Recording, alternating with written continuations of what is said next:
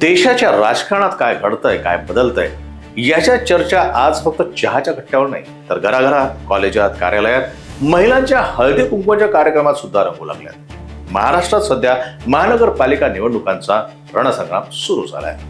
येत्या 15 जानेवारीला आपल्या शहराचं भवितव्य ठरणार आहे आणि म्हणूनच चला करूया आज थोडंसं मंथन, थोडंसं आत्मपरीक्षण आणि थोडंसं आत्मपान.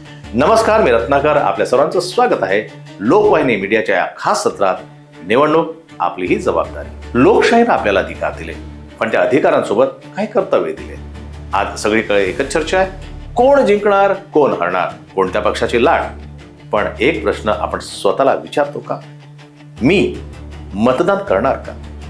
15 जानेवारीचा तो दिवस. तरुणाई पहिल्यांदा मत देण्यासाठी उत्सुक असेल. वृद्ध मंडळी सकाळच्या रांगेत उभी असतील. कामगार वर्ग आपल्या वेळेनुसार मतदान करेल आणि महिला भगिनी संक्रांतीच्या वाणासोबतच लोकशाहीचं वाण घेऊन मैत्रिणींसोबत मतदान केंद्र गाठतील. पण एक वर्ग असा असेल जो म्हणेल, जाऊ द्या ना, माझ्या एका मताने काय फरक पडतो. त्यांना एकच प्रश्न, राज्यकर्त्यांना प्रश्न विचारण्याचा अधिकार आहे तुम्हाला? मग त्यांना निवडण्याचं कर्तव्य का नाही? आपण स्वतंत्रता दिन, प्रजासत्ताक दिन ज्या अभिमानाने साजरा करतो, त्याच अभिमानानं मतदानाचा दिवस साजरा करायला हवा. 15 जानेवारी हा फक्त निवडणुकीचा दिवस नाही, हा लोकशाहीचा दिवस आहे. तर मग यावेळी एकच संकल्प, 100% मतदान, 100% जबाबदारी. पहिल्यांदा मतदान करणाऱ्या मित्रांनो, लक्षात ठेवा, महानगरपालिकेच्या प्रभाग पद्धतीमुळं तुमच्या समोर असू शकतात किमान 2 ते कमाल 4 ईव्हीएम. प्रत्येकावर मतदान करणं आवश्यक आणि नोटा हाही तुमचा अधिकार. नोटा म्हणजे नन ऑफ दी अबोव. मतदान पूर्ण झालं हे बीपच्या आवाजावरून कळेलच. मन शांत ठेवून मतदान करा. मतदानाच्या आधीच आपलं मतदान केंद्र तपासा.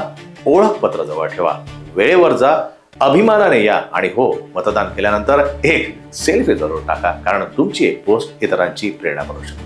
चला, स्वतःशी आज एक प्रॉमिस करा, मी मतदान करणारच आणि इतरांनाही मतदानासाठी प्रेरित करणार. लोकवाहिनी मीडिया तुमच्यासोबत आहेतच, थेट मतदान केंद्रावरून, थेट जनतेच्या आवाजासोबतच. चला तर मग या 15 जानेवारीला मतदानाच्या उत्सवात.